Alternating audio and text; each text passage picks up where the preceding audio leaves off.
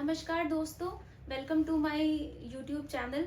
आज हम शुरू करने जा रहे हैं प्रियम्बल, जो हमारे संविधान का एक प्रस्तावना है। मतलब जैसे हर बुक में एक प्रस्तावना होता है, तो ऐसे ही हमारे संविधान में भी एक प्रस्तावना है जो हमारे पूरे संविधान को एक शॉर्ट में ब्रीफ करता है कि हमारा संविधान का नेचर कैसा है, उसकी क्वालिटीज़ क्या है।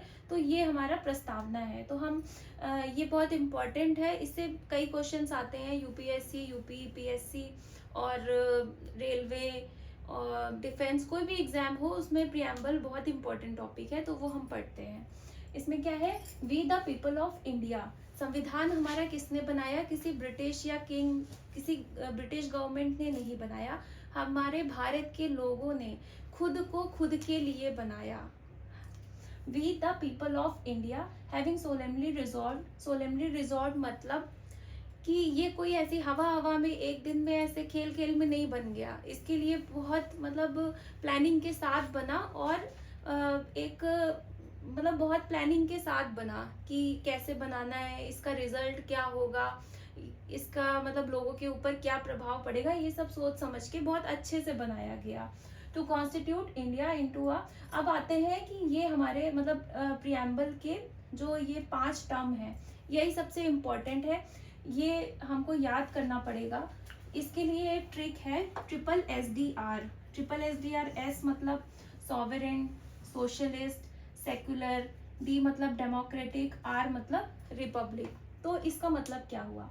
सॉवरेन, सॉवरेन मतलब कि हमारे जो भारत है, हमको किसी से परमिशन लेने की ज़रूरत नहीं है। कोई भी हमारा इंटरनल और एक्सटर्नल फैक्टर्स, इंटरनल एक्सटर्नल कोई भी हमारी चीज़ें हैं, तो हम खुद अपने लिए अपने भारत के डिसीजन ले सकते हैं। हमें किसी बाहरी लोगों को पूछने की ज़रूरत नहीं है। सोशलिस्ट, सेक्युलर मतलब सेक्युलर मतलब कि हमारे स्टेट में कोई भी ऐसा स्टेट का रिलीजन नहीं है, हम फ्री हैं, हम कोई भी रिलीजन मान सकते हैं।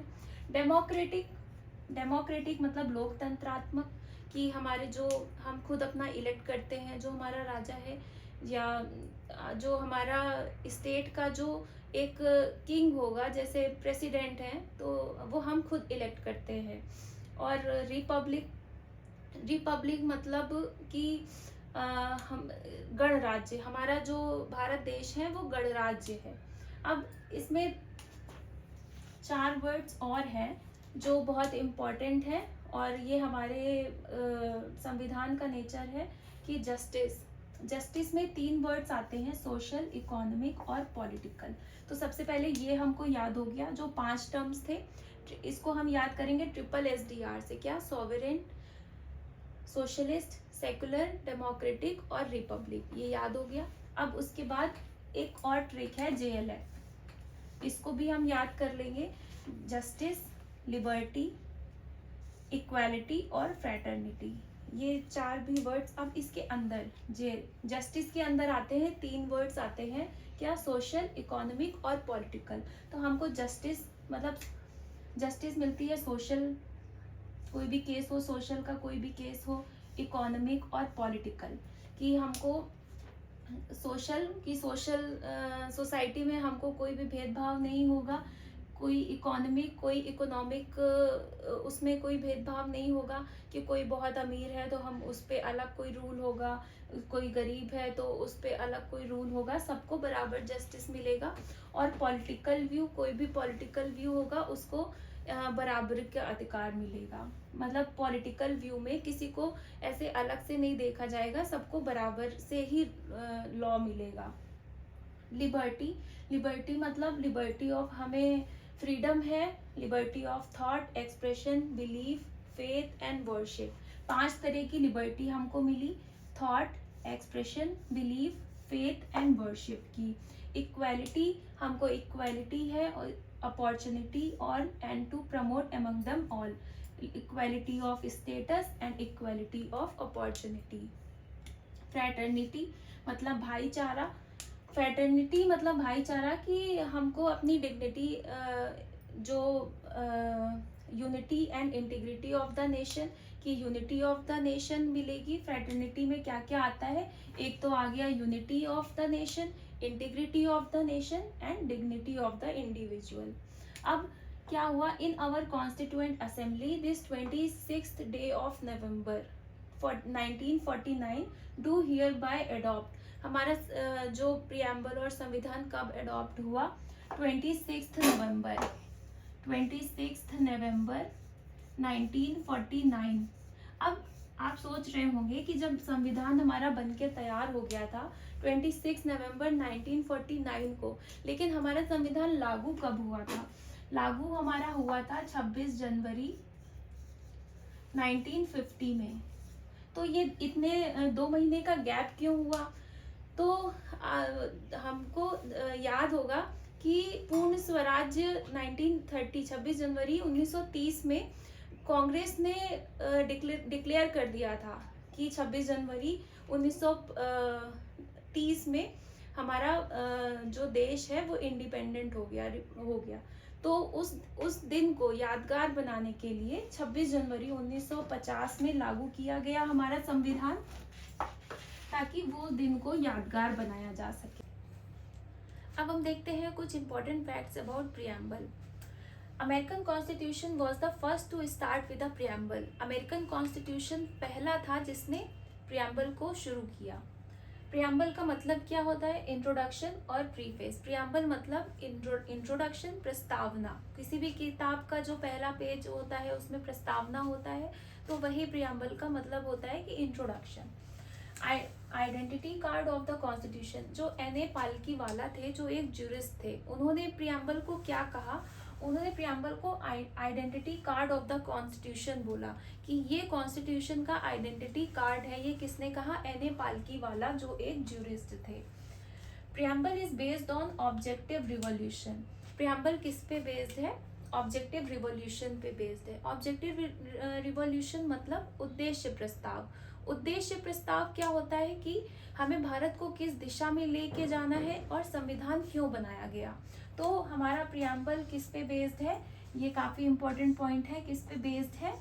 ऑब्जेक्टिव रिवॉल्यूशन मतलब उद्देश्य प्रस्ताव पे बेस्ड है। ऑब्जेक्टिव रिवॉल्यूशन किसने बनाया? नेहरू ने प्रस्तावित किया था। कब? 13 दिसंबर 1946 को नेहरू जी ने प्रस्तावित किया था। और इसको लागू कब किया गया? 22 जनवरी 1947 को ये लागू किया गया। क्या? उद्देश्य प्रस्ताव यानी ऑब्जेक्टिव रिवॉल्यूशन।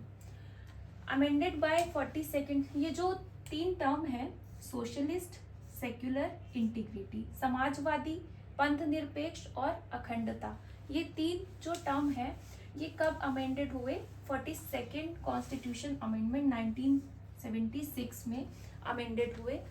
और constitution derives its authority from the people of India. Source of constitution क्या है? क्या है हमारा? People of India. तो हमारे सोर्स ऑफ कॉन्स्टिट्यूशन को अथॉरिटी है, derives its authority from the people of India. We the people of India क्या है? सोर्स है। नेचर क्या है इंडियन स्टेट का? इंडियन स्टेट मतलब हमारा नेचर क्या है? इसका 5 नेचर हमने याद किए थे ना, ट्रिपल एस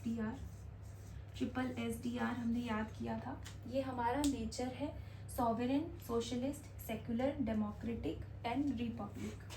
इसके ऑब्जेक्टिव क्या है? ऑब्जेक्टिव है इट स्पेसिफाई जस्टिस, JLF याद किया था हमने, JLEF, justice, liberty, equality and fraternity.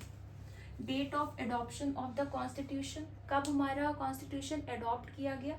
26 नवंबर 1949 को।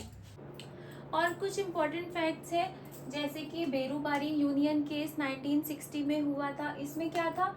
इसमें कहा गया कि जो प्रियम्बल है वो कॉन्स्टिट्यूशन का पार्ट नहीं है, not a part of constitution. Berubari case में क्या हुआ था, जो 1960 में हुआ था, कि प्रियम्बल हमारे कॉन्स्टिट्यूशन का पार्ट नहीं है। केशवानंद भारती केस 1973 में क्या हुआ था? इस केस में कहा गया कि प्रियम्बल हमारे कॉन्स्टिट्यूशन का पार्ट है। LIC इंडिया केस 1995 में क्या हुआ? ये बोला गया कि इंटीग्रल पार्ट ऑफ कॉन्स्टिट्यूशन है। कॉन्स्टिट्यूशन अमेंडमेंट एक्ट किस में आता है? आर्टिकल 368 में आता है। इसमें क्या होता है कि हम अपने कॉन्स्टिट्यूशन को अमेंड कर सकते हैं, उसमें कुछ संशोधन कर सकते हैं, तो वो आर्टिकल आता है 368 में। Kesavananda Bharati versus state Kerala case. इसमें क्या है, जो केशवानंदन भारती थे, इनकी केरला में एक मठ था, तो इन्होंने और जो केरला था उसमें रिफॉर्म लॉ के थ्रू इन्होंने इनकी ज़मीन ले ली थी। तो फिर इन्होंने केस किया, इन्होंने पूछा कोर्ट से कि जो कॉन्स्टिट्यूशन है क्या उसमें अमेंडमेंट कितना बदल सकते हैं, हम उसको कितना उसमें बदलाव कर सकते हैं। तो वहाँ से जो रिप्लाई आया वो ये था, it can be amended subject to condition that no amendment will be in basic feature. मतलब उसमें संशोधन हो सकता है, अमेंडमेंट हो सकता है, बशर्ते उसके बेसिक फीचर्स को ना छेड़ा जाए, उसके बेसिक फीचर में कोई चेंज ना किया जाए, बाकी संविधान में परिवर्तन हो सकता है। अगर हमारा वीडियो पसंद आया हो तो चैनल को लाइक, सब्सक्राइब, शेयर करना ना भूलें। Thank you so much.